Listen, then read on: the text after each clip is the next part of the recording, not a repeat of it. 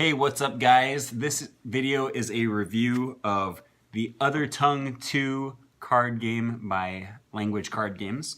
I don't know if you guys watched the last video that I just made, but we did a playthrough of the whole game. We played a practice game beforehand and just played a game. I'm here with my friend Kren, who was also in the last video, and he's learning Spanish, and we're just going to do a quick review of the game itself. Actually, before I start the review, I wanted to say Matt from Language Card Games emailed me and told me he's going to create a coupon code for anyone who wants to buy Othertongue 2 over the next few weeks. I think he said like 2 weeks or something like that. I'll put the details for it in the description below on this video. But if you are interested in the game, you can put in coupon code FINGTAM, F-I-N-G-T-A-M, and you'll get some kind of discount. I'm not really sure how much it is. It's like a promotional thing for him. I don't get any benefit from that if you do it. It's just purely benefit for you if you do want to do that. So I don't make a commission or anything like that. I should also say beforehand, I'm not getting paid or anything to do this video. He sent me a deck of the Othertongue game for free to review it, but other than just getting the deck, that's the only thing I get. So I don't accept. I get requests actually every once in a while from like I got a request from Link and a few different language learning resources to promote their material in exchange for like a commission, but I don't want to do that because I want to protect my independence. I don't want to be biased in what I recommend. So so here is our unbiased review of Othertongue 2. So we both liked the game. I mean, yeah, I don't want to speak for you, but I like it. It's fun. It's a fun way to spend an evening. You know, it's nerdy for sure. But we're nerds. We like Magic the Gathering. It's a mix of being, not only is it a little nerdy, and it might be because of the genre, which I'm sure he'll get into in a little bit, was more science fiction. But you also need a group of friends that are learning another language. Right. So it does have a specific niche. However, if you fit that niche, it's a cool game. Yeah. We both did enjoy it. Right. And like, if you're already a nerd for learning languages, then you're probably also just a nerd for other things too. So I know there's a lot of people like Dakota from Language Learning Lounge is a real big Magic the Gathering player. And there's a lot of them. Sorry, my iPad is still ringing with Facebook messages. So yeah, we liked it in general. There was some frustrating stuff about the game for sure. Like we ran into a few rule conundrums where we weren't exactly sure what to do, and we like looked at the rules, and the rules didn't seem to be super clear. Right.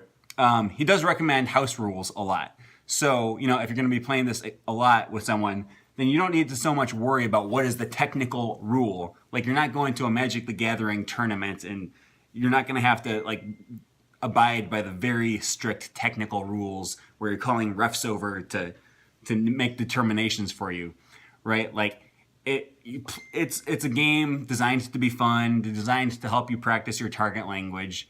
We're both very competitive, so it's hard to say like, oh, okay, I'll let it slide. Right? Yeah, that doesn't happen very often. We got into a long argument about comparative. Which what is a comparative? Like what the definition is, how you're allowed to use that card, right? So if you have personalities like ours, it might be kind of hard to. Here, I'll let you look through there. If you have personalities like ours, it might be kind of hard to play through an entire game unless you go through with someone and actually like set down your house rules for how you're going to do everything. Like, so now we've kind of established. And now that we read the card, a little differently, where X is the number of times I've successfully used analytics, it does make more sense that it would just be the mayor, menor, peor, mejor, Right. más, menos, tan, tanto. Because I'm thinking that, like in Magic, where X is how many times can I use the comparative?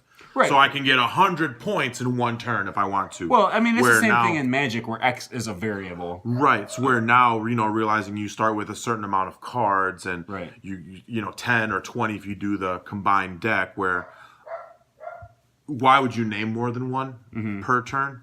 And in that case, like, you're not going to go through 100 adjectives. Right. So it makes a little more sense now with the way you said, if we're playing, 10, if we're only playing, 10 cards. However, if we put all these cards into a main deck, then you'd be like, I wonder, can I use things like más pequeño, más grande, más largo, Right. más corto, Yeah, but for me, the technicality, the question was more, it wasn't so much about the card, it was really just about the definition in the rule book of comparative. Because it gave two examples that was more complicated and smaller. More comfortable and smaller. More comfortable and smaller, or something like that. And that was kind of confusing. So when I read more comfortable and smaller, those were the two ones I used right away. So I said más cómodo, más pequeño. Right. And he's like, well, no, you can't do that. And in my opinion, what he's saying is it can only be older, younger, more, less. No. So when I read that rule, I was thinking a comparative is like like the morpheme, the suffix That's one comparative. And then you could also say more Right. or less. Or older, younger, better, maybe worse. worse, yeah. But I feel like if that was the rule, the explanation in the rule shouldn't have been more comfortable and smaller. It should have been better, worse, more, less, older, younger. Yeah. Right. So, I don't know. We had a little bit of debate about that, but wasn't a huge Which deal. isn't a knock on the game, because we'll debate anything. That is not a joke. We're going to go do that right after this. Yes, we are. We love a good debate. So there was a few cards in here that we did not like, which also is not going to ruin the game for us because we just didn't use them. you only use 20 cards out of the deck. So, right. Hacker.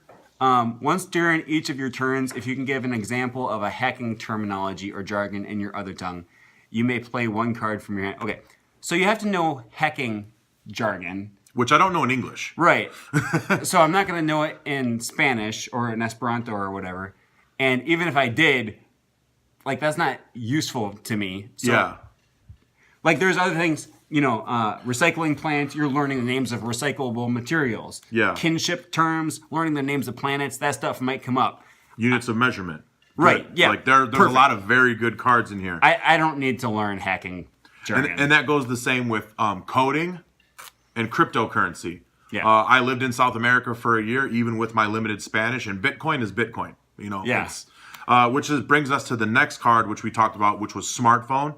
Once during your turn, if you can name a smartphone app in your other tongue, you may turn down any character and then turn down smartphone. Well, again, I lived in South America, Colombia to be exact, for almost a year, and WhatsApp is WhatsApp. Facebook Right. is Facebook. Facebook. Twitter is Twitter. Right. YouTube is YouTube. There's not... Uber is Uber. So there's some cards that kind of just seemed like they didn't belong. Mm-hmm. But again, I'm sure there's apps out there that I don't know about, but it was just something that we ended up looking through and taking certain cards out. And also, right, like I said, it doesn't matter because we just didn't use those cards. You don't use all the cards. So it just kind of like, when we saw that, it was kind of a question of like, why is that in there? Maybe it does depend on the language. I don't know. Maybe in Chinese, the apps do have some other different Right. word, but I don't know. Didn't seem to make sense. As far as using this to actually learn a language, now, you would have to play this game a lot for it to really affect your language learning. I feel more about practice. Right. Yeah, like, this is not Duolingo, okay? You're not going to use it to actually learn a language. And if you're going by the rules, you can't look up the words either. So it would be words that you need to already know, but you might not be super familiar with. Yeah. You know? And So it's more about practice. Right. Like, you can't just pause the game and go look up the word and then use it, because then the game is no fun. The game is not designed to be Duolingo. It's not designed to teach you the language. It can't. It's designed for any, like, you can use it for any language you're learning, so it couldn't teach you the language. It's designed to be fun, right? Like, and it also reveals the gaps in your knowledge. Yeah, the deficiencies. He's looking at this card that says name a planet, and he's like, I know one planet, Earth, and I don't know how to say any other planet. Right. Right? And it's probably not something you would have thought about. Nope. Right? So it brings some of that stuff to light. But what it does do well is, which we've talked about. I don't know if you guys have watched his other videos. He interviewed me about a year ago when I first moved to Colombia. For those that don't know, my family's from there. My dad moved to the United States when he was young. I didn't learn Spanish, and now I'm learning. There's a huge difference of learning in Duolingo and then putting into application. So you take what you're learning from Duolingo or Memrise or Tandem, and you're putting it into application with this game, which is just as important as learning the vocabulary. You need to be comfortable using it. There is one card where you won't learn a language. You can kind of just pick up things, which is, we talked about that we both like. There's one card called the Reminder. It says, once during your turn, you may quiz another player on the meaning of a word you used earlier in the game. If that player does not know or is incorrect, you may discard one of their cards, one of their field cards, hand cards, or at the top of the bottom of their deck. So I was practicing Spanish. He was practicing Esperanto. If this is a card that he has, even though I'm not learning Esperanto, I at least need to be aware of what he's doing and saying, so in case that comes up. So you can learn a very little bit, but it wouldn't really be learning language. It would kind of more just get you interested into another language to learn after you're done with whatever you're learning. Yeah. So it's a language learning card game, but it's more about the application of what you've learned, which is just as important. So it is a beneficial tool for anyone that wants to learn a language or is learning a language. And it's giving you opportunities to recall, which is really good for helping solidify memories in your brain, right? Like, there was some times where I was sitting there with these cards in my hands, sitting there thinking like, okay, it's actually asking me for the name of a punctuation mark, right? And I'm like, how do you say period in Esperanto? How do you say comma? How do you say question mark? And I'm like racking my brain trying to remember this stuff because I feel like I've known it before. And that process of sitting there struggling in your brain of trying to recall something is actually very beneficial for helping you remember it better next time.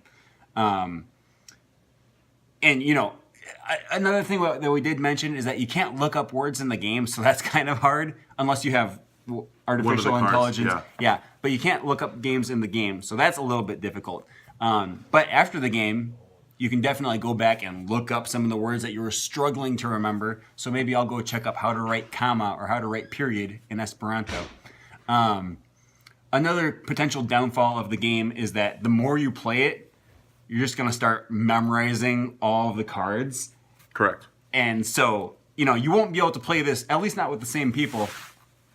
You won't be able to play it a ton with the same group of people all the time. Yeah, like I said in the other video when we were playing, a lot of it's going to be, you have to be disciplined to learn the language. You can learn the words you need to learn in order to get through the card game, or you can actually take it upon yourself and use the card game to further your language, which is what you're going to need to do. So I feel like you can play it a lot of times, but it's going to be on you to be using different words. So if it wants an instrument, I can use guitar every single time that I play the game, or I could take it upon myself to go learn, hey, how do I say French horn? Hey, how do I say tuba? Hey, how do I say clarinet? Yeah. So, I mean, you can use, at a certain point, you'll have to get the next step of the game to have different cards and stuff. But, I mean, and then they came out the first one last year? First one came out, I think, like a year ago. I started playing it a year ago.